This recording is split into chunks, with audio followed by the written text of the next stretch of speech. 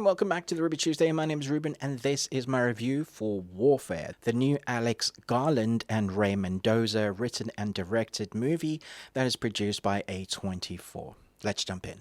A platoon of Navy SEALs embark on a dangerous mission in Ramadi, Iraq, with the chaos and brotherhood of war retold through their memories of the event. This was another unique ride that I wasn't expecting it to be as real as it is. Let me just tell you right now, this movie is a horror, not in the classic sense, it's just as in it's relentless. Once the story starts going, even if nothing is happening, it's building up to a tension that you know something's going to happen. You're not sure when it's going to happen, but when it does, it doesn't stop. Reminds me a little bit of Saving Private Ryan, but take away the Hollywood-esque-ness of that movie. Just make it a stark reality of what it is to be in a day or a few hours that happens to be this Navy SEAL's memories of what has happened.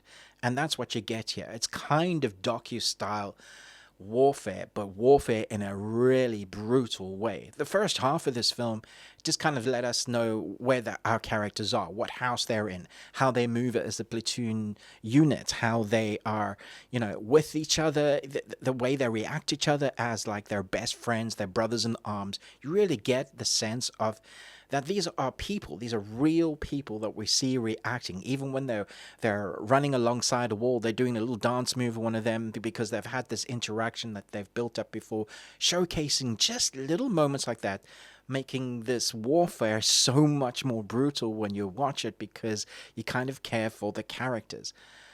I think there were moments in this film where I held my breath for large chunks of the movie. Once the action starts going, it's not like choreographed Hollywood explosion action. It's just brutal, hence just the title Warfare. This is kind of like a showcase of what war is actually like, modern war.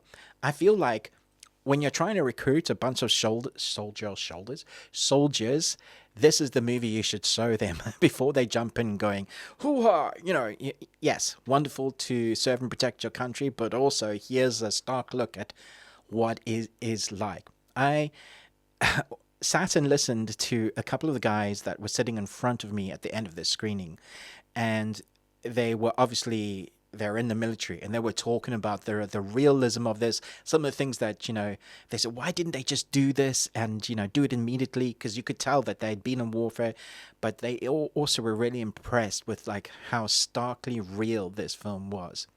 So this, again, I feel like I'm saying this a lot of my reviews already, is brutal. This is not going to be for everybody. But if you like Alex Garland's movie with Ray Mendoza, you're going to appreciate how real this feels. It is super gory in places in a way that might make you feel queasy, because what you're seeing on screen is showcased to be what would happen if something like this happened. The camera work is unique because they only showcase this one place that our characters are in for the most part. It's a contained location. You get gunfire that sounds like firecrackers hitting the wall.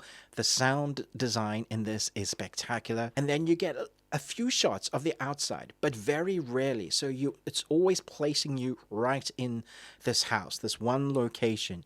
And you see other kind of drone shots, and you see a whole world of hurt coming towards these guys that they wish they weren't there, and they perhaps called in sick for this day, but they're in it now, and you get to be in it with them. Besides from the docudrama type style recording as if you're a fly on the wall with them, the sound design levels in this are all over the place. And that's not because it's badly edited or badly done. It's a mechanic that they use to let you know what it would be like. If you suffer from tinnitus, you're going to feel your tinnitus at the end of this movie. Starts off with a weird kind of score moment, and I thought it was hilarious. Then the stark silence, then that weird gunfire, and then you see it sometimes in movies when there's an explosion and your characters have this kind of silence, this loud silence. I often refer to it as silence being like screaming in your ears, because it's almost quite nothing, but the nothing is loud. It's that deafening sound after you hear an explosion.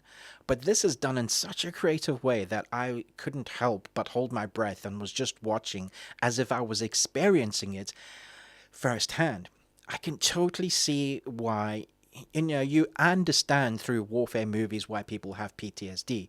This is one of the first few films that I've seen exactly what it must be like from just a few hours coming out with PTSD. It was a harrowing experience. I don't know if I want to watch it ever again, but it's also a brilliant movie that I'm going to rate 5 Nicolas Cages out of 5. I guess I was pretty horny. From the plethora of cast no one really stands out. They're just all really good. It's the story about the moment. So it's not really showcasing the acting, although the acting is great. It's showcasing the story of what it's like to be there in a very, very real way.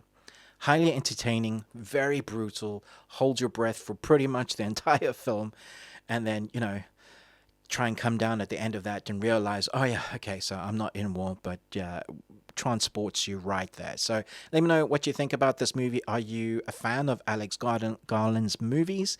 And what is your favorite, most realistic, non-Hollywood-esque? I say non-Hollywood-esque because we've had so many war films that kind of showcase the bravery of man, and it makes it look pretty, even though harrowing in places. This is one of those first few that just kind of goes, this is what it is.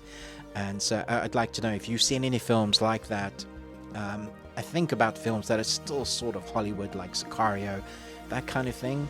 Let me know your list in the comments below. Thanks so much for watching, but most of all, until next time, remember, live long and Tuesday.